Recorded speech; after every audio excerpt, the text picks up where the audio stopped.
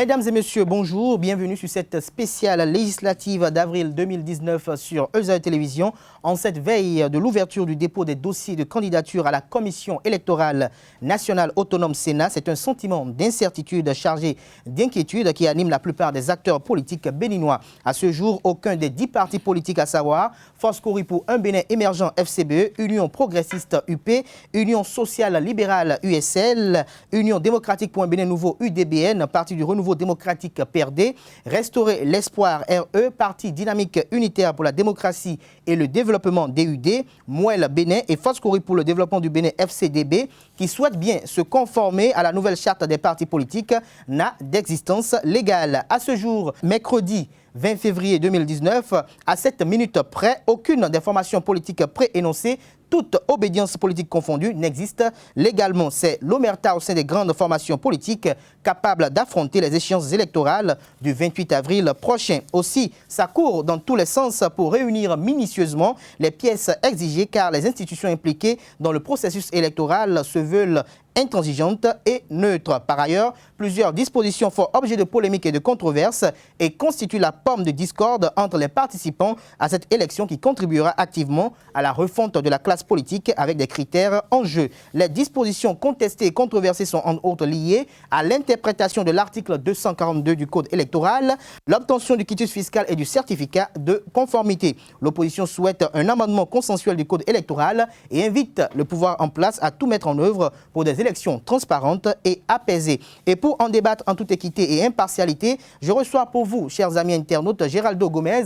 Il est secrétaire général adjoint chargé de questions stratégiques au sein du Parti Union sociale libérale. Géraldo Gomez, bonjour. Bonjour Kader. Merci d'avoir accepté notre invitation malgré votre programme très chargé. Merci pour l'invitation. Vous êtes face à Prosper Adoukonou, trésorier général adjoint du parti politique Force Cori pour un Bénin émergent FCBE. Prosper, bonjour. Bonjour monsieur. Merci d'avoir accepté également notre invitation. Je vous en prie.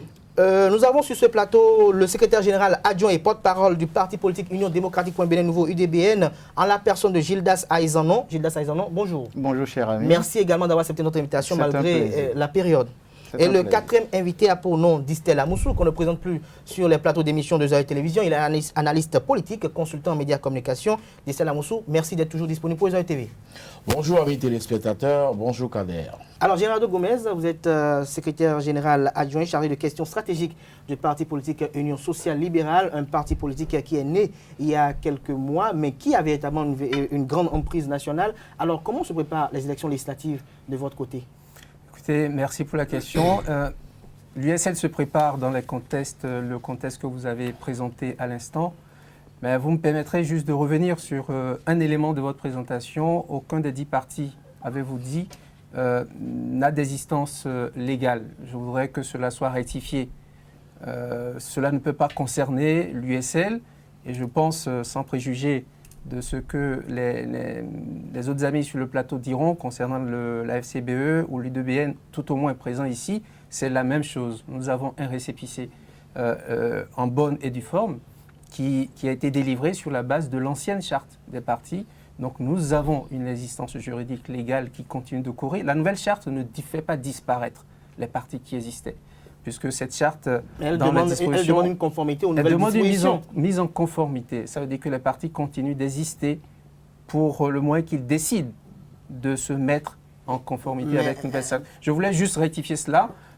Pour ce qui concerne l'USL, l'UDBN et la SCBE, si les amis le confirment, et je pense que c'est le cas, nous avons un récépissé qui n'est pas caduc, qui continue d'exister et qui nous confère l'existence juridique. Et donc c'est fort de cela d'ailleurs, pour revenir à la question que vous avez posée, que nous préparons les législatives de façon active dans les contextes qui nous ont des conditions qui nous sont imposées, avec en plus de la nouvelle charte, le nouveau code électoral sur lequel nous reviendrons. Il n'y a pas que l'article 242 qui pose problème sur ce code. Il n'y a pas que la mise en conformité à la nouvelle charte qui pose problème dans ce contexte spécifique. Il y a quoi d'autre à votre avis ? Nous sommes dans un environnement où ces deux lois, de façon générale, quand on rentre dans l'esprit, n'ont pas été conçues pour ceux qui veulent concourir. Okay, elles ont été conçues pour ceux qu'on ne veut pas voir concourir. Et maintenant que nous sommes face à des gens qui manifestent l'envie de concourir, on ne sait pas comment les gérer. Un instant. Alors, Prosper Adoukonou, vous êtes trésorier général adjoint du parti Fosco et Point Bénin Émergent. Vous avez suivi l'argumentaire du Gérald Gomez. Est-ce que le récépissé que vous avez eu, qui a été délivré sur la base de l'ancienne charte des partis politiques, peut vous servir de base légale, comme quoi vous existez de manière légale? Absolument. J'abonde dans le même sens que M. Gomez. C'est vrai, l'existence légale, FCBE, l'USL, je crois, d'autres partis l'ont déjà. Il suffit tout simplement de se mettre en conformité avec les nouvelles dispositions. Mais est-ce que vous reconnaissez le fait que tant que vous n'êtes pas encore en phase avec les nouvelles exigences, vous n'avez pas encore une base véritablement légale avec les statuts actuels? On a une base légale.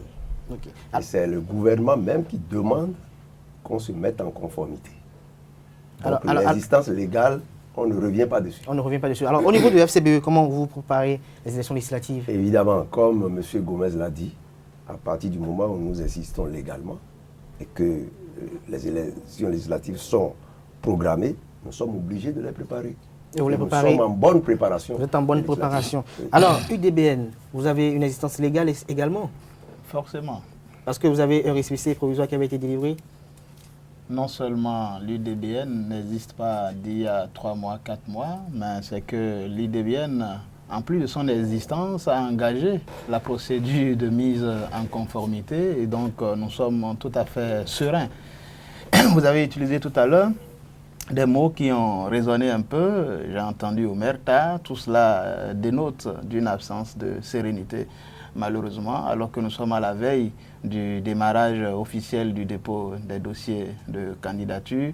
Je crois que ce sont là des situations qu'on devrait éviter parce que nous sommes tous républicains par nature et que nous devons faire en sorte que la stabilité, la paix soient préservées. Vous savez, le soutien à un régime, quoique légitime, ne devait pas nous embourber dans le déni de la réalité. La réalité aujourd'hui, c'est qu'il n'y a pas de sérénité, malheureusement, pour aborder ce processus électoral qui démarre. Il faut espérer que très rapidement, toutes les institutions impliquées dans l'organisation des élections se rattrapent pour que tout le peuple soit rassuré, que les acteurs politiques soient rassurés et que, comme d'habitude, ce soit une très belle fête de la démocratie. Ce soit une très belle fête de la démocratie. Mais Distel Amoussou, les élections législatives d'avril 2019 apparaissent dans un contexte assez particulier, comme je l'ai dit à l'entame de cette émission, avec beaucoup d'incertitudes de part et d'autre.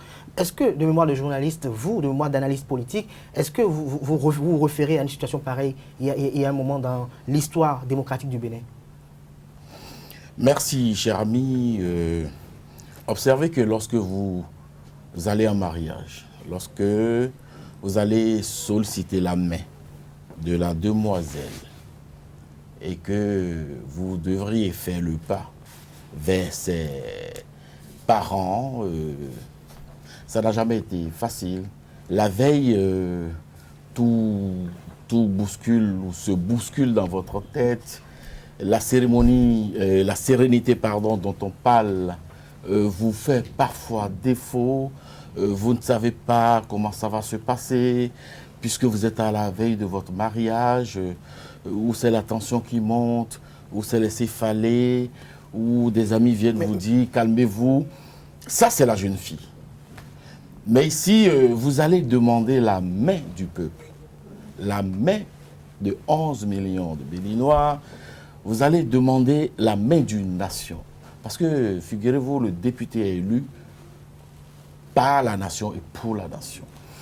Alors, je comprends donc... Est-ce qu'à l'accoutumée, on a eu la chance ou bien on a eu assisté à des situations pareilles dans le passé? Je comprends donc ce qui se passe dans la tête des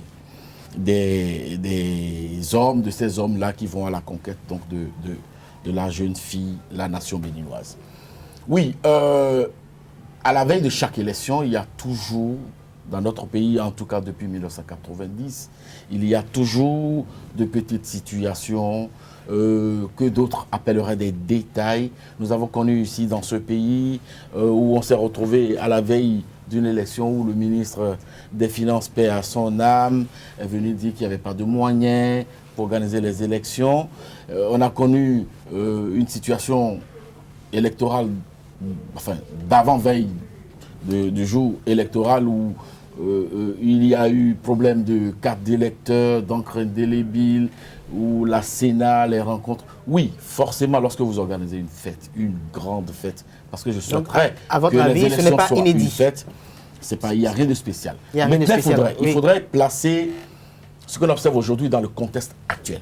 Oui. Le contexte actuel, c'est que nous sommes en train de faire un pas vers la création ou l'instauration de grands partis politiques dans notre pays, de ce qu'on appellerait bloc. D'accord. Parce que je l'ai toujours dit et je l'ai signifié à maintes reprises sur plusieurs plateaux, un parti politique, c'est une idéologie, c'est un format, c'est une structuration, c'est des militants, n'est-ce pas? C'est des cotisations, c'est des legs.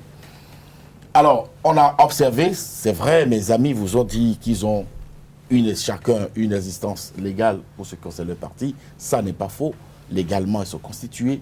Sauf que ensemble, avec le législateur, le Bénin tout entier a souhaité qu'il y ait de grands blocs. Donc, il y a un reformatage de l'univers politique béninois.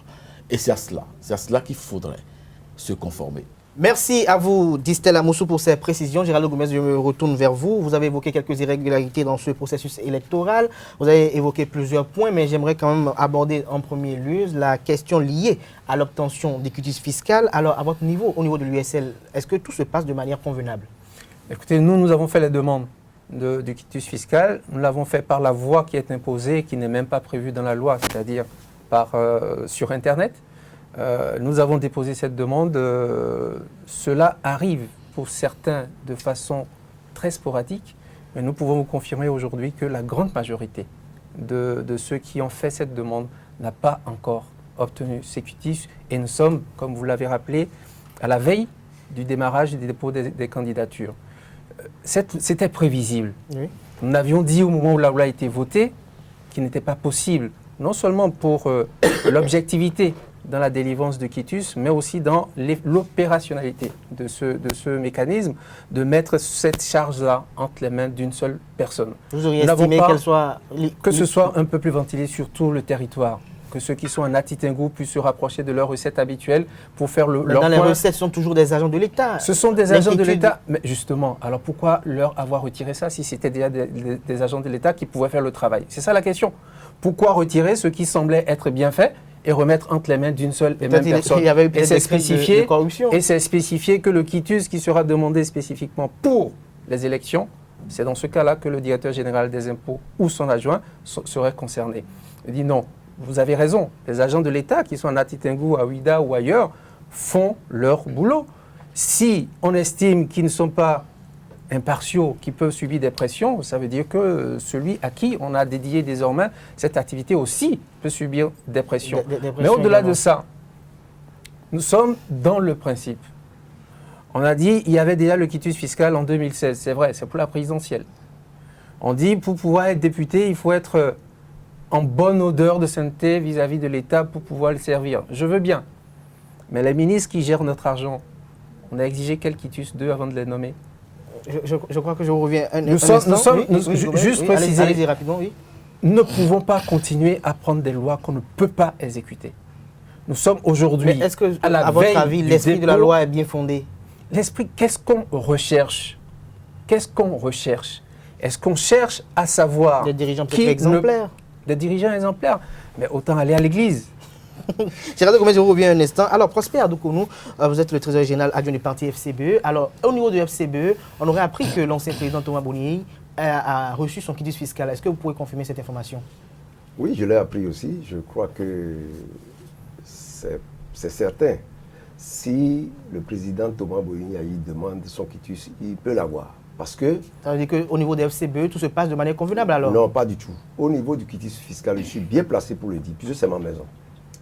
Je crois que ce qui se passe au niveau du quitus fiscal, c'est un peu suspect.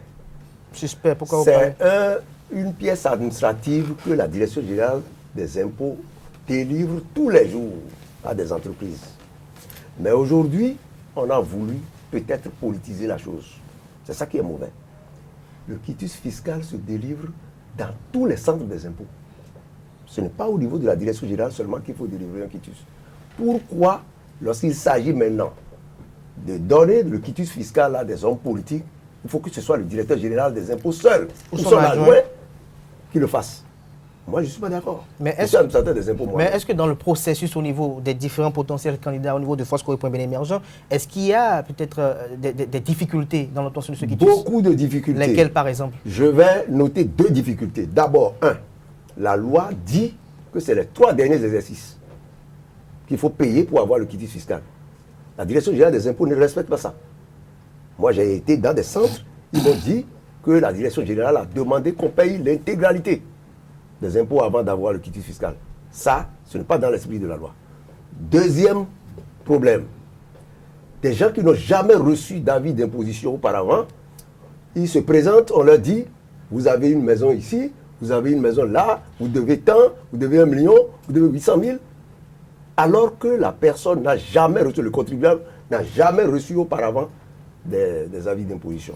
L'impôt est déclaratif. Mais non, Oui, mais l'avis l'impôt n'est pas foncier n'est pas personnel. déclaratif. Je le dis souvent, l'impôt foncier n'est pas un impôt déclaratif. Les impôts déclaratifs, c'est des impôts sur le revenu. Mais l'impôt foncier n'est pas déclaratif. L'impôt foncier n'est pas déclaratif. Dans les villas statut particulier, vous voyez, c'est le registre foncier urbain qui recense la matière imposable. Mais dans les zones, dans les autres zones, c'est l'administration des impôts qui fait un recensement administratif pour déterminer les zones où il faut imposer. Oui, il faut imposer. Alors, je reviens un instant, Prosper Adoukonou. Alors, Gildas Aïzanon, vous êtes le porte-parole du parti Union démocratique pour un Bénin Nouveau UDBN. Alors, est-ce qu'au niveau de l'UDBN, il y a des problèmes dans au niveau de l'obtention du quitus fiscal? Est-ce que vous partagez, je dirais, les argumentaires de vos prédécesseurs? Non, je voudrais dire que la situation que vivent l'USL, les FCBE et peut-être même D'autres partis politiques, d'autres formations politiques, ce n'est pas une situation qui leur est singulière. L'UDBN vit exactement la même situation. Bon, c'est regrettable, mais c'est ça la réalité. À supposer même qu'on accorde le bénéfice du doute à la Direction générale des impôts sur sa bonne foi pour délivrer le quitus fiscal, il faut néanmoins reconnaître aujourd'hui qu'il y a comme si la DGI est plutôt dépassée par le rythme des dossiers à traiter. Et on sent une certaine impréparation, on sent une certaine précipitation et on se demande si on ne pouvait pas mieux, n'est-ce pas, s'organiser pour la délivrance de cette pièce. Parce qu'on est déjà informé depuis au moins le mois de septembre que la loi a été promulguée. On est au courant qu'il faut prendre des dispositions. On sait qu'il y aura une forte affluence des partis politiques. Comment se fait-il qu'à la veille du dépôt, du démarrage du dépôt des dossiers de candidature, on en soit peut-être encore à peine 30-40% de taux de traitement des demandes de quitus fiscal? Ça pose un problème. Même si on leur accorde, je dis, le bénéfice du doute et qu'on se dit que ouais, il y a la bonne foi, mais aujourd'hui la réalité est là. On fait comment? La réalité est là, mais est-ce que cela n'est pas dû au fait que peut-être les partis politiques ont attendu peut-être les derniers jours avant peut-être d'accourir vers la direction générale? Non, je suis désolé, je vais certainement vous relever. La DGI a pris les dispositions à partir de quand pour demander à ce que le processus démarre? C'est comme au niveau du ministère de l'Intérieur qui prend un arrêté seulement le 2 janvier pour mettre en place le comité de contrôle. La DGI a ouvert le système à la mi-janvier. À la mi-janvier. On ne pouvait rien faire avant cette date. Donc c'est ça la réalité. Parce que la responsabilité ne revient pas. Je veux vous dire que personnellement, je me suis rendu à la DGI avant même l'ouverture de ce délai-là. Mais on m'a répondu tout simplement à la DGI d'attendre parce qu'on voulait lancer le processus en ligne et que rien ne pouvait se faire avant cette date. Personnellement, je me suis rendu à la DGI. Donc aujourd'hui, qu'on en arrive là, je crois que c'est vrai, on ne va pas continuer par pleurer sur l'air renversé. Il faut qu'on trouve les voies et moyens pour que très rapidement, tous ceux-là qui ont envie de compétir puissent avoir le quitus fiscal, que ça ne devienne pas un moyen de pression supplémentaire, un moyen de stress, parce qu'il faut l'avouer, tout le monde est stressé. Quel que soit le camp politique, à la date d'aujourd'hui, il y a beaucoup de stress et ce n'est pas forcément de très bonnes conditions pour aborder une élection. Alors, Distel Amosso, on note 30 à 40% de traitement des dossiers visant pour obtenir le quitus fiscal. Est-ce qu'avec les enjeux qui y concourent aujourd'hui, est-ce que l'idéal ne serait pas peut-être de revoir un peu la date du scrutin, à votre avis? Non, du tout. Du tout. Je l'ai dit, il n'est pas facile d'aller conquérir la main de la demoiselle. Mais avec le quitus fiscal? On passe forcément par des étapes de stress. Étape de stress, vous avez écouté tout à l'heure je dirais, des argumentaires quand même assez convaincants par rapport à ce que le ministère de l'Intérieur a commencé par entrer dans le processus à partir de la mi-janvier. La Direction générale des impôts a commencé en début de janvier, alors que cela aurait dû être fait un peu avant pour ne pas quand même rendre les choses un peu précipitées. Il n'est pas facile d'essuyer les plâtres. Si nous sommes d'accord sur le principe que nous sommes un pays à économie basée essentiellement sur la fiscalité, si nous partageons l'avis que pour gouverner notre pays, il faut un minimum, n'est-ce pas, de clarté dans notre rapport avec l'État, si nous sommes d'accord que nous avons besoin de ressources pour construire les hôpitaux, faire les routes, les puits, nous donner de l'énergie, c'est que nous sommes d'accord avec le président Boniaï qui, depuis des années, a instauré le quitus fiscal. Alors, les questions d'organisation, les questions structurelles, les questions de logistique, moi, je comprends qu'à un premier coup d'essai, on puisse tergiverser, on puisse chercher ses marques. C'est humain. D'accord. Est-ce que cela n'aurait pas dû la être prière mieux préparé? serait... Pardon? Est-ce que cela n'aurait pas dû être mieux préparé, puisque c'était un premier coup d'essai? Alors, c'est préparé de cette façon, mieux, je ne sais pas. C'est préparé de cette façon, mieux, je ne sais pas, et le souhait. Le souhait, c'est qu'on puisse garder chaque pas comme gagné, faire d'autres, en faire bien d'autres, pour que d'ici plusieurs années ou plusieurs décennies, notre système administratif de ce point de vue soit correctement huilé. Ce qui est heureux et à saluer, c'est que le contact physique est banni dans cette affaire-là. Donc, risque de corruption sensiblement égal à 0. Je ne dis pas totalement nul. D'accord.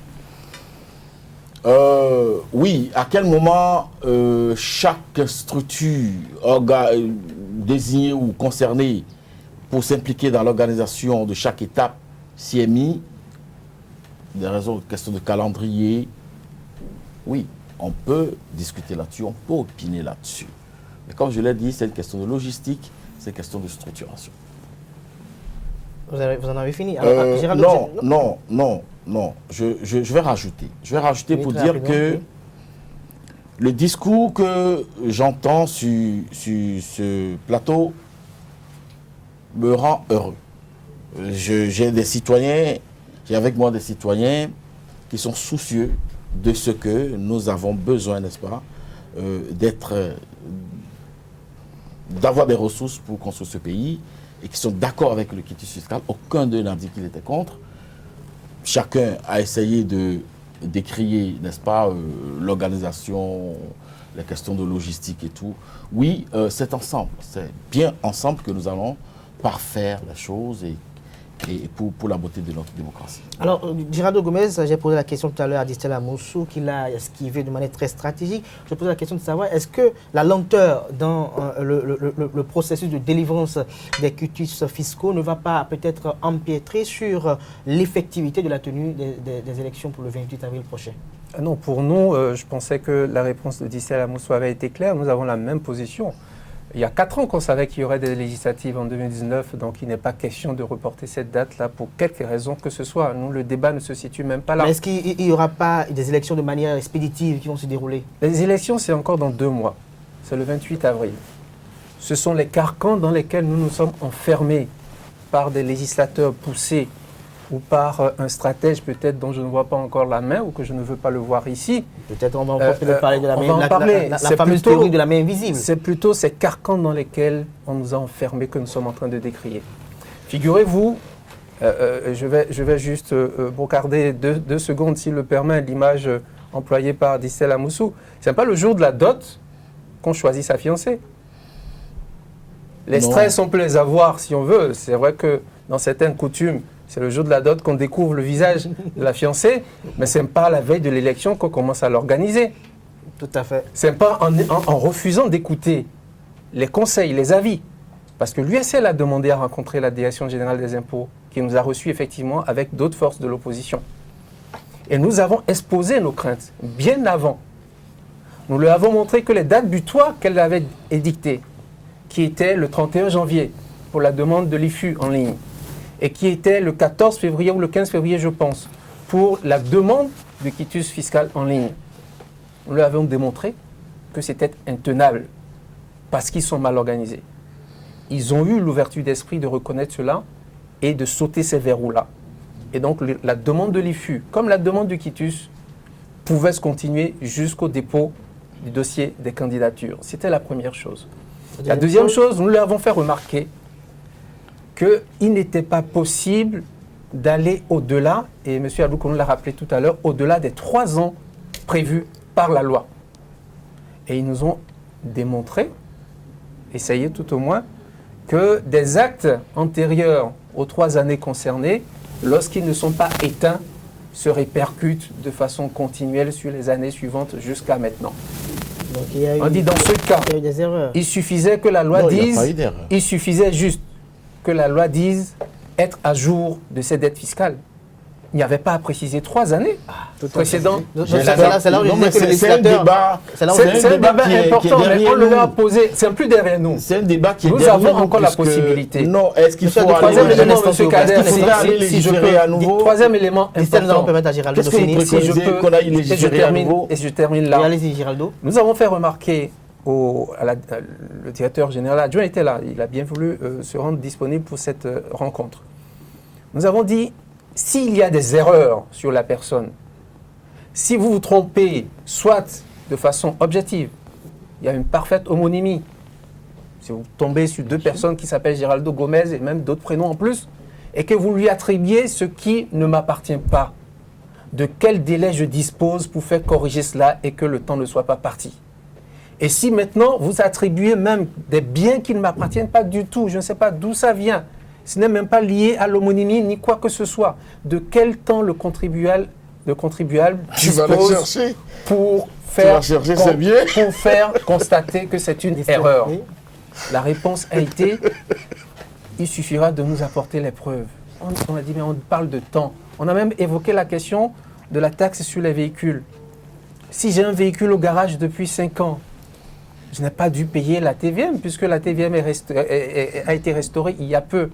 Ils ont dit, mais non, nous aussi, nous avons les moyens, en croisant les fichiers de la DTT et des assurances, de remarquer qu'un véhicule n'a plus d'assurance depuis X années. Et si vous nous apportez la preuve que c'est au garage, ça va être vite sauté. Mais je peux vous donner des exemples aujourd'hui où on a attribué des biens à des personnes et on les oblige à payer. Monsieur Abdou a dit tout à l'heure qu'on nous demande de payer des choses sans avis d'impôt, ce qui est déjà extrêmement grave. Et on exige de vous de payer ce que vous ne devez même pas payer. Ça s'appelle du racket. Et si vous payez, c'est ce que moi je recommande à tous, si vous avez les moyens de payer ce qu'on exige de vous sans avis d'impôt, et surtout si vous ne le devez pas, payez et attaquez l'État. Et vous allez voir que chaque agent est individuellement responsable de l'acte qu'il pose. Ce n'est pas l'administration. Ce n'est pas l'administration. Alors, Adoukono, vous avez envie de réagir par rapport à ce sujet? Allez-y. Oui, je crois que la loi a été claire. C'est vrai que la loi aurait pu dire qu'il faut être à jour vis-à-vis du fisc. Un point très. Et ce n'est pas le cas. Mais la loi ne l'a pas dit. La loi a bien dit qu'il faut être à jour vis-à-vis du fisc pour les 3 derniers exercices. Il faut s'en tenir à ça. Et je crois que la Direction générale des impôts... Géraldo Gomez a fait observer que si on prenait encore des années antérieures aux 3 dernières années, si on n'est pas à jour, si l'action n'est pas éteinte, ça se répercute. Ça pourrait se répercuter non, sur les 3 dernières années. Non, ce n'est pas un problème ça. Non, ce n'est pas un argument ça. À partir du moment où les vous, c'est pas un impositions argument. sont déjà établies, on connaît pour chaque année ce que le contribuable doit. Pour les 3 derniers exercices, on les connaît. Moi, on m'a fait ma situation pour les 2 maisons que j'ai eues. Mais je connais ma situation. Il suffit de payer les 3 derniers exercices et je suis à jour. Vis-à-vis des élections législatives. Maintenant, l'autre problème d'organisation. Je crois que la Direction générale des impôts doit revoir son organisation dans la méthode de délivrance du quitus fiscal. C'est vrai, il n'est dit nulle part dans la loi que c'est le directeur général ou son adjoint qui doivent délivrer le quitus. Le directeur général peut encore décentraliser. C'est-à-dire au moment où nous sommes, là où nous sommes maintenant, la direction générale peut prendre des dispositions pour... On peut corriger les choses à tout moment, on peut même contrôler. Je ne sais pas pourquoi tout est concentré au niveau de la direction générale. Ce n'est pas possible. Et à l'allure où vont les choses, le gouvernement sera responsable de tout ça. Parce qu'à partir du moment où les gens sont à jour et qui n'ont pas leur quitus, mais le gouvernement est responsable. La direction générale doit revoir sa copie en ce qui concerne la délivrance du quitus fiscal. Il faut décentraliser. Il faut décentraliser les choses. Alors, monsieur Aïzanon plutôt, pardon du moins, c'est pas pour cette erreur. Alors, en ce qui concerne être à jour vis-à-vis du fisc et les 3 dernières années, quelle est votre appréhension au niveau de l'UDBN? Non, déjà, je veux préciser que... Est-ce qu'ils t'ont dit qu'ils ont des appréhensions? Le principe de paiement, n'est-ce pas, des impôts est partagé par tout le monde. Ça, il n'y a pas de souci. Maintenant, nous devons avoir aussi le courage de reconnaître que tel que c'est organisé, il faut le reconnaître, ce n'est pas bien organisé du tout. Ce n'est pas bien organisé. Je vous donne le cas, sans citer nommément, d'un candidat qui s'est porté à la DGI et qui, malheureusement pour lui, porte exactement le même nom que 3 autres compatriotes. Exactement. Mais on lui demande d'aider à retrouver les autres parce qu'on lui a imputé tous les impôts que les autres devaient payer. Et ils n'ont pas les contacts des autres. Et on dit, s'il veut avoir son quitus, il faut qu'il aide à trouver le contact des autres pour qu'on puisse lever l'équivoque. Il fait comment? Je crois que non, pas fait là. Il fait comment? Il fait comment? Laissez-le s'exprimer. C'est un problème. C'est un témoignage. C'est un problème. Ce que je dis, c'est du concret. C'est un problème. Nous voulons jeter la pierre à personne. On lui a demandé d'aller retrouver les 2 autres. Il faut qu'il aide à retrouver les autres parce que là, on ne sait pas comment s'organiser au niveau des impôts pour faire la part entre ce qu'il doit et ce que les autres doivent. Donc, c'est un problème. C'est vrai. Personne n'a pu dire ça. C'est vrai. Personne n'a pu dire ça. C'est vrai. C'est vrai. Personne n'a pu Non, dire je ne ça. sais pas. Allez, je vais démontrer.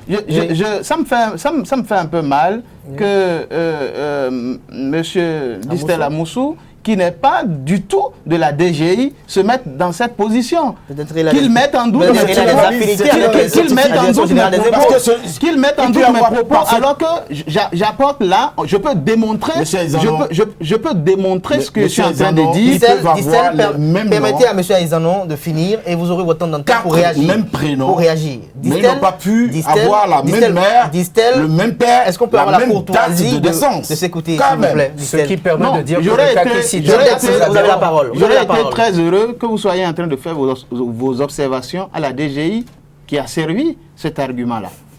J'aurais été très heureux. Je suis aussi perplexe que vous, quand nous avons eu, n'est-ce pas, cette information. C'est aberrant. Et je dis, ce n'est pas un seul. Je vous le dis, je répète, ce n'est pas un seul candidat. Ce n'est pas un seul candidat. Ce n'est pas un seul candidat. Aujourd'hui, ces candidats sont dans une situation où ils font le tour de la direction des impôts et chaque fois, il n'y a pas de solution. Un des candidats a fini par dire hier, ben, ce que je fais, je paye pour tous les autres et puis après, effectivement, je prends mes dispositions par rapport à l'État. Donc voilà aujourd'hui des problèmes. Je ne dis pas forcément que tout cela est fait pour forcément nuire, mais il y a de l'impréparation, il y a des dysfonctionnements qui sont là, qui sont clairs. Maintenant, que faisons-nous, vu que nous sommes à la veille du dépôt des dossiers? Moi, c'est la question à partir de maintenant. Que faisons-nous? Que faisons-nous? Alors, Distel Amoussou, vous avez embrouillé un peu l'ordre des idées. Non, je n'ai pas embrouillé, juste que j'ai fait m'arracher Je n'en ai même pas. Je n'ai pas de cheveux sur la tête. Mais j'ai failli prendre mon crâne dans ma main pour dire non. Je crois qu'il y a un peu de fiction dans ce qui a été rapporté. C'est un témoignage. Je suis désolé. Je dis, C'est un témoignage. je vais y arriver. Je vais y arriver. Je peux comprendre Il y que a- ça ne vous je plaise crois, pas, monsieur je crois. Amoussou. Non, je n'ai pas de choix. Je n'ai pas de choix. Mais je voudrais opiner sur un fait que vous avez rapporté, Bien sûr. qui vous avait été rapporté vous-même. Vous a été Allez-y. rapporté. Parce que vous n'étiez pas témoin. Nous parlons de nos candidats. À Il l'UDBN. parle de ses candidats. Il est Nous très- parlons de nos candidats à l'UDBN. Alors, il dans est ce secrétaire cas, général adjoint et dans ce porte-parole du cas, parti. dans ce cas, Il est bien introduit dans le système dans ce pour en cas, parler. je voudrais mettre l'UDBN au défi de dire publiquement sur votre plateau le nom de cette personne pour que tout le peuple béninois puisse comprendre ce qui se passe. Ne pas le faire serait se mettre dans la peau de la complicité de la gestion du mal. Parce que le mal, moi, je le dénonce. S'ils sont complices Ça vous de aurait la suffi gestion du mal, Non, qui gère non, le non, mal? Ça vous aurait Je suffi dis, Non, je c'est dis- important parce que Distel Amoussou, je vais je y vais arriver. arriver. Non, Distel non, Amoussou, non, non, je Juste dis- pour que M. Distel Amoussou puisse préciser son défi lancé, Je- ne pas se rendre complice de la gestion du mal, cela suppose qu'il y a un gérant du mal. C'est qui le Quelque gérant part. du mal? Alors, vous êtes en train de dénoncer tous ici les questions structurelles, les questions organisationnelles. J'ai compris que de les manière questions- stratégique, vous voulez les amener questions- M. Gilles les Dassaïdan questions- à sortir Ce publiquement. serait bien de laisser le dire qu'il y a le gérant du mal. Le nom S'il de arrive à ce dire qu'il y a le gérant je du vais mal, dire- Là, on parle. Sortir les noms de nos candidatures pour qu'on puisse les utiliser pour ne pas délivrer finalement le quitus. Non, les listes ne sont pas encore même publiques d'ailleurs. Donc, je crois qu'on ne peut pas. Vous êtes dans un révéler sur mauvais ce rôle. plateau, Vous êtes dans le un nom de mauvais ces rôle, potentiels doyen Distel candidats. Amoussou. Distel Vous êtes dans un Amoussou. mauvais Mais rôle. Distel- Est-ce que j'ai toujours la parole? Oui, très rapidement. Oui, comme vous très me l'avez rapidement, lâché tout à l'heure, on peut de façon Je courtoise. dis, je réitère mon défi à l'UDBN, et c'est un défi public, de préciser Mais est-ce que vous constatez que de manière le nom éthique et d'un morale, on candidat. ne peut pas révéler le nom d'un candidat tant que les listes ne sont pas encore publiques? Non. Alors, je mets au défi l'UDBN d'enclencher de plein droit toute action légale à l'encontre de la DGI. S'il y a un cas comme ça, il y a avéré. Non, ce n'est pas un cas. Non. Des cas comme ça, il y a avéré. Je dis un seul cas. Non, je n'ai pas fini. Distel Un Amoussou, seul cas. vous en Parce finirez que, quand? parce que la logique démontre que la même personne ou 4-5 personnes peuvent avoir les mêmes noms, 4 différents prénoms, mais ne pas pu avoir les mêmes mères, même père, même date de naissance, Ça peut même arriver. lieu de naissance. Ça peut arriver, Distel. Non. On peut avoir un autre Distel Amoussou. Je crois qu'il faudrait, On peut avoir il un autre Distel faudrait Amoussou prendre avec un la autre mesure de prénom. l'intoxication. Il avec faudrait peut-être prendre la les mesure de mêmes barbes. l'intoxication et Amoussou. faire la part du sérieux de nos acteurs politiques dans leurs revendications. On peut revendiquer. J'ai dit, il peut y avoir des questions de logistique. Il peut y avoir des différences organisationnelles. Il peut y avoir, Mais ça, il peut y avoir des vices c'est une défaillance structurels. organisationnelle, structurelle également. Je dis, il peut y avoir tout ça. Il faut le dire, il faut le dénoncer avec les mots, mais pas avec de la fiction. Non, c'est vous qui êtes dans Géraldo, la comment vous avez fiction. envie de réagir tout à l'heure? Monsieur Amoussou. Oui, Vraiment. moi, je ne sais pas si M. Distel Amoussou a quitté sa tunique d'analyste politique, parce que moi, je ne peux pas jurer de ce qui se passe à l'UDBN, puisque je n'en suis pas. Membre? Mais je n'en suis pas membre, je ne suis même pas dans l'instance. J'ai un membre, et qui disait, est dans le bureau national, qui relate un fait. Je pense que le mieux qu'on a à faire, c'est de prendre acte de ce fait et de se dire, si réellement cela C'est ce que existait, j'ai dit, si. réellement cela existait, c'est que Vous dites que c'est de la aberrant. fiction. Vous dites que c'est de la Il faut fiction. conclure Vous n'en savez rien. de notre place, et encore plus de la place d'un analyste politique, c'est de dire, si ce fait a existé, c'est que nous sommes dans une grande aberration. Mais on n'a pas cette conclusion de votre part, mais Non. c'est un défi que vous lancez. Moi, je me pose des questions sur Non, la nature de l'analyse Distel politique. Amoussou, complément Distel de Amoussou ça. permet Non. d'écouter quand Les même. partis Distel Amoussou. politiques sont en train de vivre des cas difficiles où on est en train d'étouffer la démocratie. Alors, Géraldo Gomez, vous parlez d'étouffement de la démocratie, je reste avec vous. Alors, l'article 242, de quoi s'agit-il véritablement?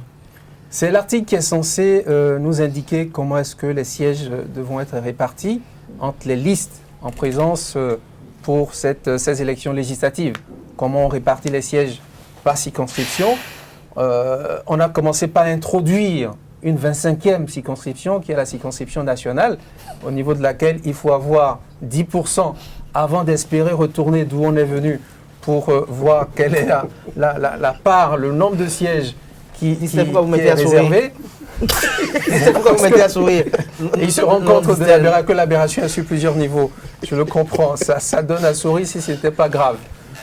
On a inventé donc une 25e circonscription, puisqu'au plan national, vous devez avoir 10% d'abord, avant de retourner dans vos circonscriptions et de savoir de combien de sièges vous devez disposer. Et quand on retourne dans la circonscription d'où on est venu, le problème devient encore plus complexe, parce que cela dépend. Permettez ce trait d'humour, ça rappelle un sketch ivoirien. Il y a encore 2 cas quand vous retournez dans votre circonscription électorale. Si il y a plus de 3 listes en compétition, c'est une situation particulière. Mais comment cela se pratique? On ne sait pas vraiment. S'il y a moins de 4 listes en compétition, on va vous appliquer finalement la loi qu'on a sortie, le principe qu'on a sorti pour la 25e circonscription, c'est-à-dire les 10%. On va vous l'appliquer s'il y a plus de 4 partis, et puis s'il y en a moins, on oublie.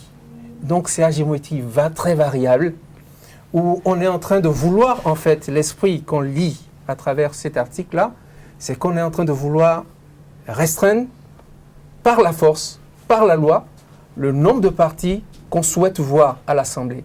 Mais c'est un faux diagnostic, parce que quand nous prenons les 7 législatures que nous avons connues jusque-là, les populations elles-mêmes ont déjà décidé par avance, ont reconnu par avance les formations politiques qui animent réellement la vie politique du Bénin.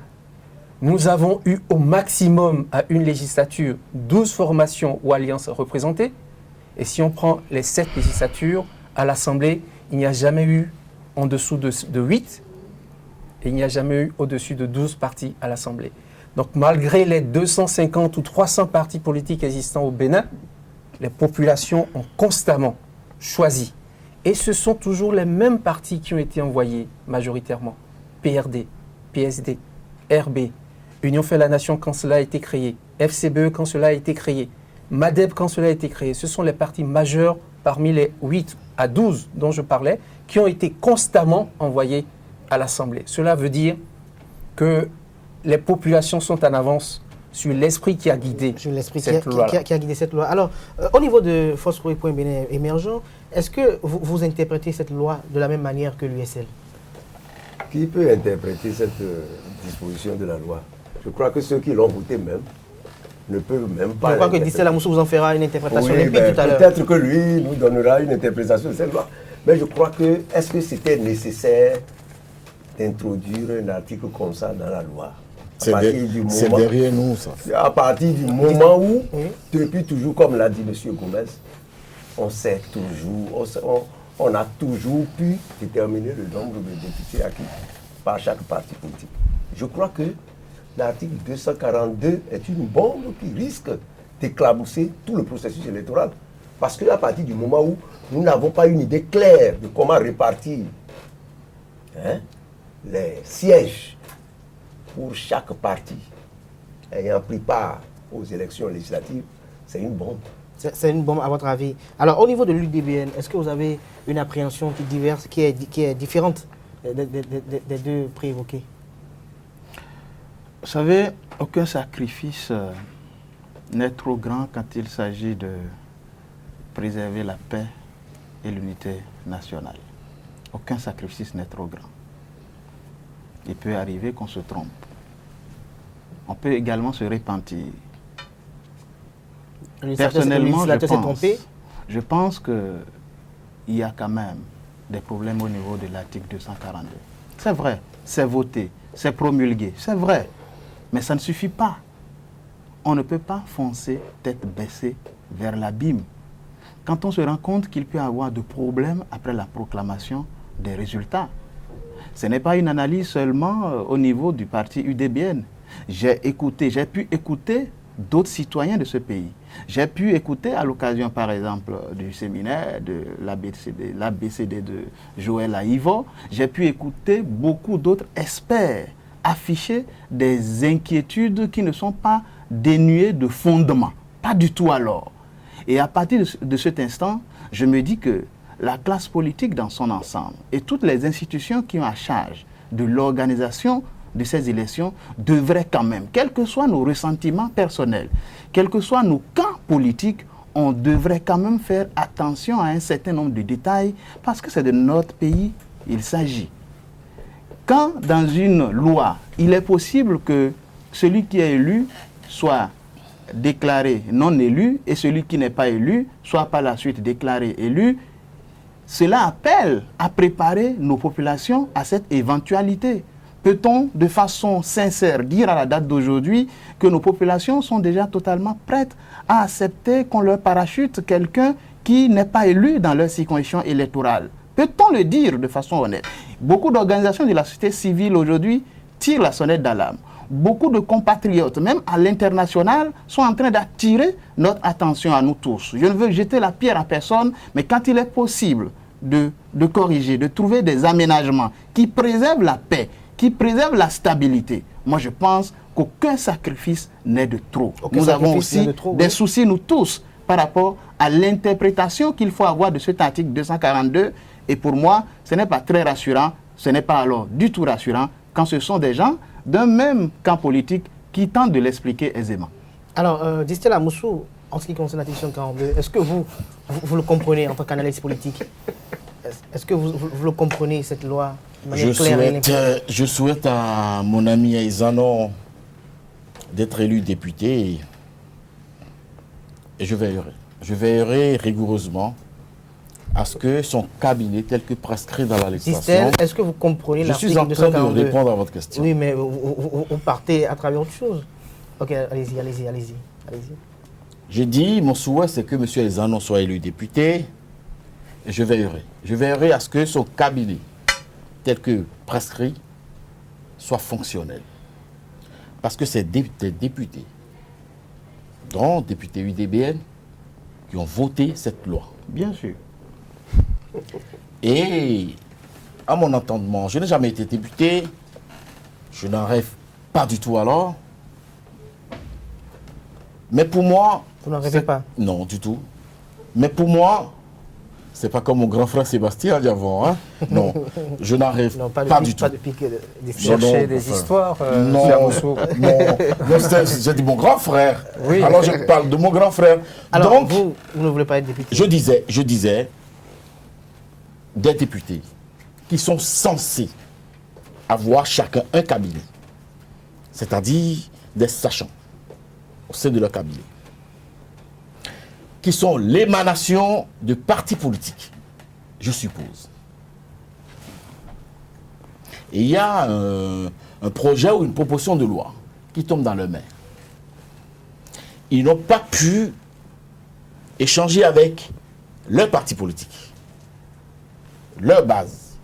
Et au sein de leur parti politique, il n'y avait aucun cadre, aucun éclairé. Mais il y avait eu des contestations à l'époque, surtout dans le rang des FCBE. Je me rappelle bien l'honorable Valentin Kouakosso-Dianoté. C'était la lisière, c'était juste une observation. Oui, vous avez la parole, c'est juste une observation. Et on vote une loi avec le nombre fétiche 242 dedans. C'est le numéro de l'article. Et c'est après coup. C'est après coup que, comme enchantement, toute la classe politique se lève, qu'elle soit de la mouvance ou de l'opposition, vous dit, est-ce que vous pouvez nous expliquer ça? Je dis, il y a quelque chose qui n'a pas très bien tourné. Alors Distel Amoussou, je reste avec vous. Il y a une conférence de presse qui a été animée. La Sénat il y a une conférence de presse qui a été animée lundi dernier. La Sénat a fait un pas. Oui, allez-y rapidement. La Sénat est sortie même de son cadre légal pour tenter d'opiner sur sa compréhension, sur sa lecture de ce nombre fétiche, le 242. Cela vous rassure-t-il? Je dis même que c'est un excès. Je dis c'est un excès parce que la Sénat n'aura même pas à utiliser ce nombre. La Sénat n'aura même pas à utiliser le 242. Et qui doit l'utiliser? C'est la Cour constitutionnelle. Donc, la Sénat aura à l'utiliser. Dans le code, la Sénat réclame les résultats provisoires. Donc, Distella Moussou, je dis, la Sénat va donner les tendances. En se basant sur quoi? La Sénat va donner les tendances. Ce n'est pas une élection présidentielle. Hein. Non. D'accord. Je dis, fort de cela,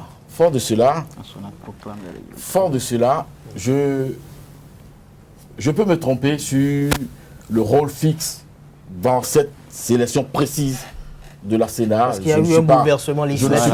Je ne suis pas expert en la matière. Je crois que c'est le cas. Oui. Je vous remercie donc de me relever. Mais je trouve que il y a quelque chose qui apporte de longs moulins du président Patrice Talon, qui pense ou qui a pensé la nécessité de remodeler, de reformater la classe politique béninoise. Je crois que désormais, si M.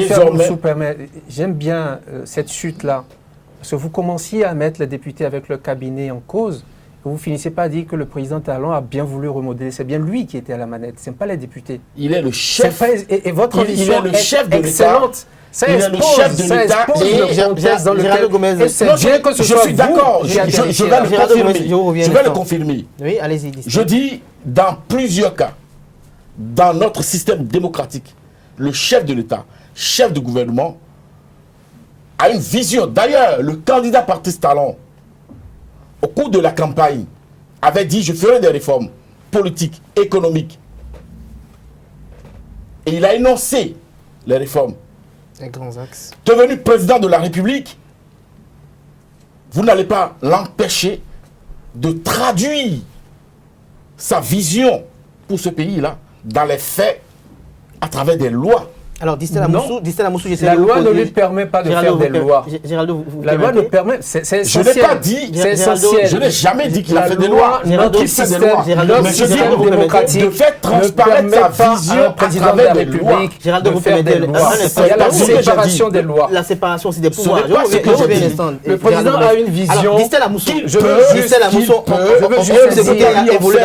saisir l'occasion que vous avez offerte. Je dis, en passant du rôle des députés à l'ambition du président de la République pour vous montrer que ces députés ont voté suivant le souhait de l'exécutif, ont voté, ont pris des lois. L'exécutif ont pris plaisir à l'exécutif. S'il vous plaît, si tel était le cas, parce qu'il y a une différence. Si tel était le cas, cela met à nu la qualité du député que vous aviez eu.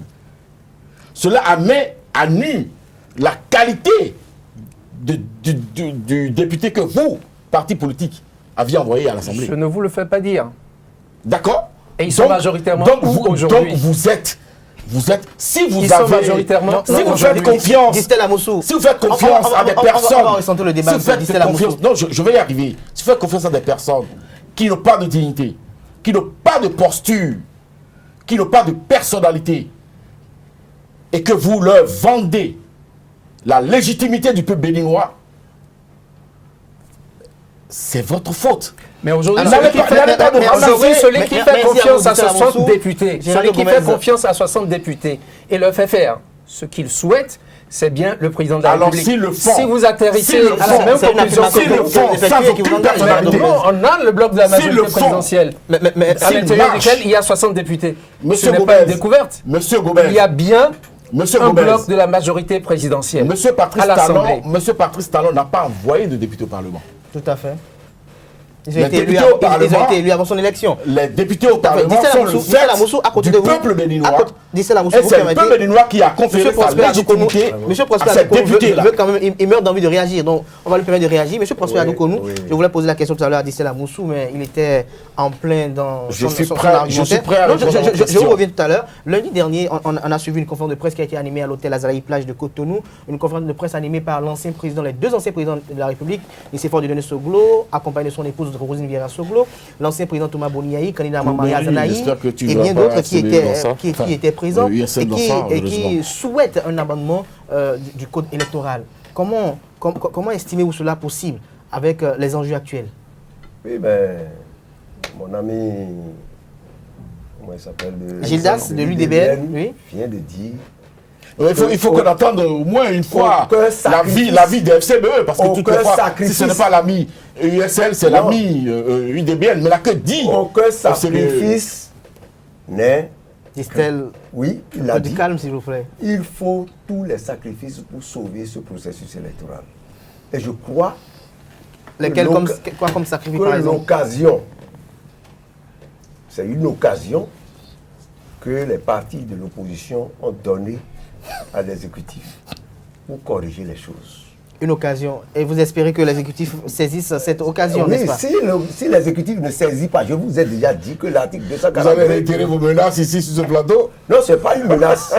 Vous-même, vous voyez, on va faire vous plus voyez sérieux, très bien, vous l'avez dit, mais je dois rectifier quelque chose. Quoi? Tous les députés ne sont pas des députés Goudiou. Au moment du vote de ces lois-là, il y a des députés de FCBE qui ont réagi énergiquement, qui ont dit que ce n'est pas possible. Ce n'était pas du tout bien. Alors, que c'était pas bien. Géraldo Gomez, on ne les a pas écoutés. On n'a pas remarqué la présence effective des acteurs de l'USL à cette conférence de presse de l'opposition, parce que quand on parle de l'USL, quand même, il y a des têtes que quand on voit tout de suite présentes sur les lieux, on sait que ça, c'est véritablement l'USL, parce qu'on estime que ce sont les hommes de main du président Sébastien Djamil-Diavon. C'est vrai qu'on a vu des entités politiques qui ont adhéré à je dirais, l'Union sociale libérale, mais on n'a pas vu Géraldo Gomez, on n'a pas vu donc la Mabalo, on n'a pas vu Joël Ajavon, et on s'est posé des questions. Eusaïe TV s'est posé des questions de savoir pourquoi l'USL n'était pas présente, par exemple, à cette conférence de presse. Non, l'USL n'avait pas vocation à être présente en tant qu'institution dans toutes ces organisations. Mais c'était une conférence qui était dite au nom de l'opposition. Mais l'USL... Et on a vu presque toutes les entités représentatives de l'opposition. L'USL n'a pas le monopole de l'opposition. Ne le revendiquons quand même pas. Donc c'est FCBE qui a le monopole? Non plus, je ne sais pas si FCBE revendique quelque... Nous avons eu présent sur cette organisation, sur cette manifestation, plusieurs partis de l'opposition, dont des partis partenaires aujourd'hui qui travaillent avec l'USL. Mais l'USL n'a pas souhaité participer parce qu'il y a eu, ça c'était problème interne d'organisation, de timing, tout simplement. Nous étions pris à autre chose. Nous étions, moi personnellement, avec le délégué général... Pas de réaction s'il vous plaît. Nous allons laisser Géraldo Gomez. Nous sommes en train de parler de choses sérieuses. Oui. Nous sommes en train de parler de choses sérieuses. Oui, Géraldo Gomez. Nous ne sommes pas, en tout cas à l'USL, ne sommes pas dans la posture. Et quand il y a des choses même difficiles à dire, nous le disons. Parce que vous avez vos mots pour le dire. Et nous avons les mots pour le dire. Voilà. Et nous assumons jusqu'au bout. Alors cette conférence de presse... Cette conférence de presse, pour nous, depuis le début, le concept qui a été énoncé, ainsi que le timing, ne nous permettait pas d'être présents. Nous n'avons pas pu être présents. Nous ne renions pas ce qui a été dit. Nous avons eu... Les organisateurs nous ont fait l'amabilité de nous faire lire le communiqué avant que cela ne soit fait. Nous leur en sommes gré et nous adhérons à l'essentiel de ce que nous avons lu avant la proclamation. Même si, parce qu'il fallait que ça fasse le tour de plusieurs leaders avant la proclamation, ce qui a été proclamé, en définitive, est postérieur à notre aval pour le contenu. Nous ne restons pas à ce niveau, mais je dois relever que notre position constante depuis notre création jusqu'à maintenant a été de travailler sur deux paramètres. Lesquels? Nous savons qui nous avons en face de nous. Nous avons en face de nous un pouvoir qui fonce tête baissée. Et nous avons le peuple qui a des attentes assez fortes. Demander ce qui est logique, c'est-à-dire renoncer à ces lois assassines, c'est ce qui est logique. Le faire dans le temps, c'est ce qui est idéal. Si on ne vous satisfait pas, est-ce que vous abandonnez le peuple? Non. Par conséquent, nous nous préparons à répondre au peuple en utilisant les mêmes lois assassines qui ont été imposées pour pouvoir les corriger demain. Nous allons nous conformer. Nous ferons tout ce qu'il faut pour nous conformer à ce qui nous est imposé, le sacrifice possible, pour répondre, pour nous préparer et participer à ces élections, les gagner avec l'appui du peuple pour pouvoir leur redonner les lois qu'elles attendent. Merci à vous, Géraldo Gomez. Alors, M. Gildas, au niveau de l'UDBN, est-ce que vous aussi vous exprimez le souhait qu'il y ait un amendement de ce code électoral? Nous pensons qu'il est très important que la classe politique puisse échanger, trouver les voies et moyens. De manière consensuelle. Pour que véritablement, nous ayons déjà plus ou moins la même interprétation de l'article 242, parce que je constate que jusqu'aujourd'hui, on n'a pas la même interprétation. Et il y en a qui remettent même en cause l'interprétation de la Sénat. Donc, c'est la preuve qu'il y a des soucis. Il y a des soucis. Nous allons à une élection et la structure chargée d'organiser les élections s'arrange pour donner sa lecture, mais tout le monde n'est pas d'accord. C'est la preuve qu'il y a un souci par rapport à cet article-là. Et ce sont des signes avant-coureurs, peut-être de nombreux contentieux. Et il est à souhaiter que nous trouvions les voies et moyens. C'est notre pays, nous avons du génie. Moi, en tout cas, je fais confiance à ce génie-là, à l'UDBN. Nous pensons qu'il faut qu'on trouve les voies et moyens pour nous asseoir et que nous trouvions une formule qui puisse apaiser vraiment les populations. Parce que ce ne serait pas admissible que le choix de 83 d'entre nous puisse amener autant de problèmes et fasse basculer notre pays dans ce que nous ne souhaitons pas. On ne le souhaite jamais. Distel Amoussou, j'aimerais quand même recueillir vos commentaires, même si peut-être ils paraîtront un peu, je vais dire, jouissifs par rapport à cette sortie médiatique qui a été effectuée l'année dernière par les acteurs influents de l'opposition. Non, j'ai suivi avec beaucoup d'attention et délectation, j'allais dire, la stratégie diplomatique de mon ami Gomez. Vous allez bien le taquiner. Hein? Oui. C'est une vieille histoire. C'est une vieille histoire. Donc, il y a une histoire de vous. C'est assez visible devant les amis téléspectateurs. C'est une histoire de fraternité. Une histoire de fraternité. La fraternité est plus sa légitimité où? Non, je crois que l'USL, à travers son absence, a donné une leçon politique, une leçon de stratégie. Et j'allais dire une leçon d'éducation sociale à ses opposants. Parce que même sur l'essentiel, il faut savoir, comme l'a dit M. Gomez, avoir le timing, avoir les mots pour dire les choses. Mais on ne va pas s'inscrire dans une posture de délinquant, une posture de personnes qui menacent. On ne va pas vendre la terreur. On ne va pas vendre après avoir dirigé ce pays pendant 10 ans. Non, je ne vous demande pas d'indexer des personnes. Distel Amoussou, je ne vous demande pas d'indexer des personnes. Je vous demande juste des commentaires. Pour accompagner. J'en étais sûr que vous allez faire de la fixation. Distel Amoussou, par rapport au discours qui a été prononcé, le discours qui souhaite un amendement à ce code électoral, est-ce que vous estimez légitime et opportun cet amendement pour l'effectivité des élections prochaines? Si la science et l'intelligence, c'est de changer les règles de la Coupe du Monde. Est-ce que vous êtes d'accord qu'il y a beaucoup de polémiques et de controverses autour de certaines dispositions de ce code? Est-ce que vous êtes au moins d'accord? Est-ce que vous êtes d'avis à ce niveau? Chacun essaye toujours dans ce genre de jeu d'avoir sa compréhension de l'esprit de la loi. Chacun essaye d'avoir sa compréhension de l'esprit de la loi. Ça n'est pas un événement nouveau. En 1977, avec la loi fondamentale sous la Révolution, l'article, je ne me rappelle plus, qui parlait de l'égalité des hommes et des femmes. L'article 260 ou bien, je ne sais pas. Cet article, seul, a pu faire le tour de toutes les écoles à l'époque, avant que les députés ne procèdent au vote de la loi. Mais après, sur encore 10 années après le vote de cette loi fondamentale, le même article est resté débat pour se retrouver, porté par Maître Élise Bédo dans l'une de nos lois actuelles. C'est pour vous dire quoi? Pour vous dire que quand ça ne va pas dans le sens où on tire son marron du feu, on se donne, on s'impose une interprétation qui appelle la confusion.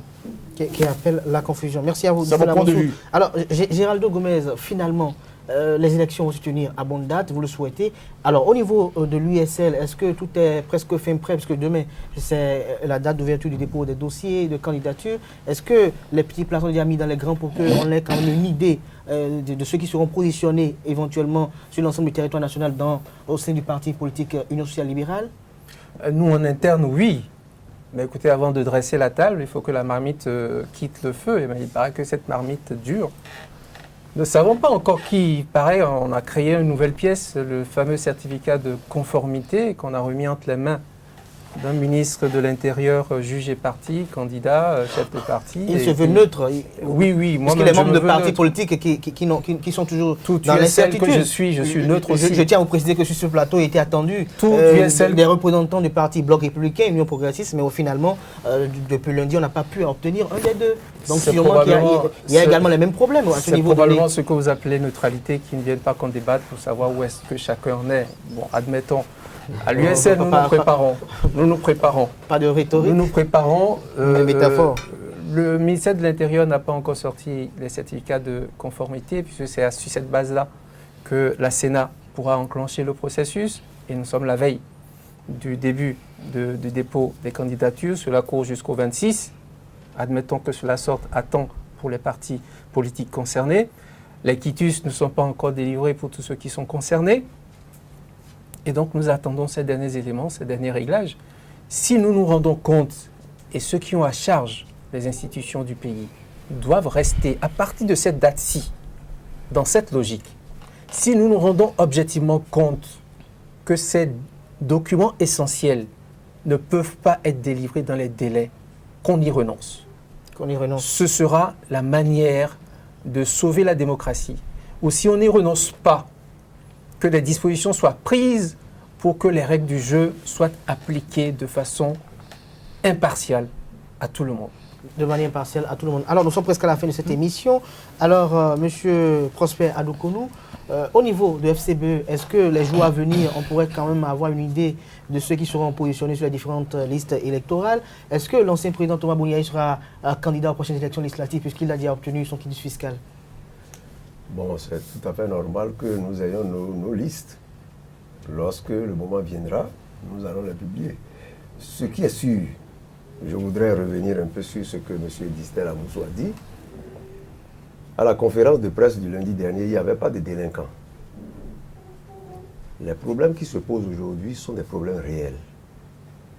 D'abord, l'article 242, personne n'a pu l'interpréter justement aujourd'hui. Deuxièmement, les problèmes liés au quitus fiscal, à la délivrance du quitus fiscal, c'est un problème. Troisièmement, il y a tellement de problèmes. Et en tant que responsable des gens qui avaient dirigé ce pays pendant 10 ans, vous pensez qu'ils vont rester muets face à ces problèmes-là? Donc ce n'est pas une affaire de délinquance. Les problèmes qui se posent sont des problèmes réels. C'est demain que le dépôt des listes de candidature commence. Mais aujourd'hui, aucun parti politique n'a encore ce que les gens appellent certificat. D'abord, c'est une pièce illégale qui ne figure pas dans les dispositions du code. C'est pas possible. Donc, selon vous, elle est illégale, mais il faut quand même s'y conformer. Elle est illégale. Mais il faut s'y conformer. Les gens parce qu'elle est exigée par une institution de la République. À la conférence de presse du lundi dernier, il est dit de ne pas tenir compte de ça. Qu'on renonce à la délivrance à une conférence de presse. Hein. Oui, bien sûr. Vous prenez une décision pour le Bénin. C'est illégal, c'est illégal. Et vous décrétez ça. Nous sommes d'accord que c'est illégal. Est-ce que vous êtes d'accord que c'est illégal? Alors, une pièce qui s'ajoute après coup, ce n'est pas une pièce qu'il faut fournir. Alors, je crois que les gens ont demandé qu'on revoie ces choses-là. Alors, donc, ce ne sont pas des délinquants. Ce ne sont pas des délinquants. Je crois que Distel Amoussou a parlé peut-être de délinquants, mais il n'a pas fixé une personne une personne il a dit dans que son discours. quand on a dirigé ce pays pendant 10 il faut ans, faire la sémantique. Non, non, peut-être, il a dit quelqu'un qui a dirigé ce pays pendant 10 ans. Il faut faire la C'est à qui il fait allusion? la sémantique. Je ne suis pas d'accord. Il faut faire la sémantique plutôt pour savoir ce que ça veut dire le contenu. Elles étaient légitimes, vos inquiétudes, M. Prosper Adoukono. Absolument. Alors, M. Gildas Aïzanou, au niveau de l'UDBN, est-ce que demain, jour d'ouverture du dépôt des dossiers de candidature, est-ce que vous serez à la Sénat pour essayer de voir un peu comment les choses vont se passer? Est-ce qu'il y a des démarches qui seront entreprises pour, je sais pas, rendre public les éventualités en ce qui concerne les positionnements sur les listes de candidature, sur la liste de candidature? Non, l'UDBN garde espoir que le miracle est peut-être encore possible dans la journée d'aujourd'hui. Le miracle voudrait que tous les candidats puissent avoir déjà le quitus fiscal dans la journée d'aujourd'hui. Le miracle voudrait également que tout le monde puisse avoir soit le récépissé définitif ou le certificat de conformité, je ne sais pas comment on l'appelle, pour qu'on puisse commencer par déposer les listes de candidatures dans la journée de demain. Autant il a été possible de procéder à des réglages au niveau de la Cour constitutionnelle par cette décision du 1er février qui introduit, n'est-ce pas, le certificat de conformité, autant je pense que d'autres réglages seront nécessaires pour que véritablement le processus soit apaisé et sauvé. Alors, Distella Moussou, ce sera votre mot de fin. Oui, c'est vrai que M. Aïzanou a trouvé la formule. Il est question de trouver les réglages. Il est question de trouver les réglages. Ça ne sera pas tout. Donc, Il est question de trouver les réglages. Il est question de se mettre ensemble. Pardon. De fédérer les idées. Les énergies. Les vibrations, j'allais dire même. Pour que, au soir du 28 avril ou le 29 avril, notre pays, le Bénin, sorte grandi de ces tumultes, de ces peurs, justifiées ou pas, de ces craintes, de ce lot de stress. Parce qu'en fait, l'essentiel, c'est le Bénin. Ça n'est pas Patrice Talon, ça n'est pas Sébastien Diavon, ça n'est pas Boni Yahi, ça n'est pas Claudine Prudencio. C'est nous, tous ensemble. Les menaces intempestives, les expressions de violence et de terreur ne vont pas construire ce pays. merci à vous, Distella Moussou. Il faudrait que chacun apporte sa pierre à l'édifice de la paix dans ce pays. Merci à vous, Distella Moussou. Alors, je vais revenir à vous, Gildas Aïzanou. Vous êtes le secrétaire général adjoint et porte-parole du parti politique Union démocratique pour un Bénin nouveau. Alors, je vais vous permettre de regarder droit dans la caméra, de dire un mot à l'endroit de vos militants et militantes qui, quand même, sont aux aguets et attendent le bon moment pour avoir une idée des positionnements. Je veux dire aux braves militantes et militants de l'UDBN qu'il n'y a pas péril dans la demeure. L'UDBN sera bel et bien présent aux élections législatives prochaines. Nous nous y attelons avec beaucoup de sérénité et nous sommes confiants que la victoire sera nôtre. Merci à vous, Gildas Aïzanou. Alors, Monsieur Prosper Adoukono, vous êtes le trésorier général adjoint du parti politique Force Corée pour un Bénin émergent, dont le président d'honneur est l'ancien président Thomas Boni Yahi. Vous allez regarder droit également dans votre caméra et dire un mot à l'endroit de vos militants et militantes du parti politique Force Corée pour un Bénin émergent. Oui, il faut apaiser nos militants, toutes les militantes et tous les militants FCBE pour dire que FCBE sera présent aux élections législatives.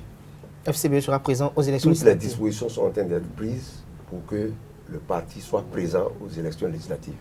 Merci à vous, Adoukono Prosper Adoukono. Je rappelle que vous êtes le trésorier général adjoint du parti FCBE et Géraldo Gomez, vous avez cette prestigieuse opportunité de clore cette émission. Alors, vous regardez également droit dans votre caméra et dites un mot à l'endroit des militantes et militants de l'Union sociale libérale en ces veilles des élections législatives et veille de l'ouverture du dépôt des candidatures au niveau de la Commission électorale nationale autonome, Sénat. Merci pour l'occasion. On dira à tous les militants de l'USL que l'institution, les organes du parti travaillent d'arrache-pied pour correspondre aux lois qui sont votées, même si nous avons toujours été transparents à l'égard de nos militants en leur disant ce que nous contestons dans ces lois.